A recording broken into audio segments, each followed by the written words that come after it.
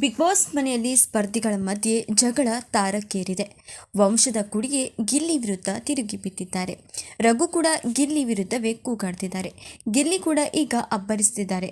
ಸದಸ್ಯರಿಗೆ 1ರಿಂದ 11ರ ರ್ಯಾಂಕಿಂಗ್ ನೀಡಬೇಕಿತ್ತು. ಧನುಷ್ ಅವರು 2ನೇ ಸ್ಥಾನವನ್ನು ಗಿಲ್ಲಿಗೆ ನೀಡಿದ್ರು. ನಿನ್ನೆ ವಿಷಯಕ್ಕೆ ಬಂದಾಗ ನೀನು ಸ್ಟ್ಯಾಂಡ್ ತಗೊಳ್ತೀಯಾ ಅಂತ ಅನಿಸಿತು.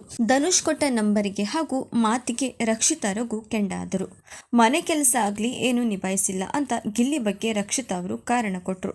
ಮನೆಯಲ್ಲಿ ಶುದ್ಧ ಸೋಮಾರಿ ಅವನೇ, ಆದ್ರೆ 2ನೇ ಸ್ಥಾನದಲ್ಲಿ ಇದ್ದಾರೆ ಅಂತ ರಘು ಅವರು ಕಾರಣವನ್ನು ಕೊಟ್ರು. ಇದನ್ನು ಗಿಲ್ಲಿ ಕೇಳಿ ಕೆಂಡವಾಗಿದ್ದಾರೆ.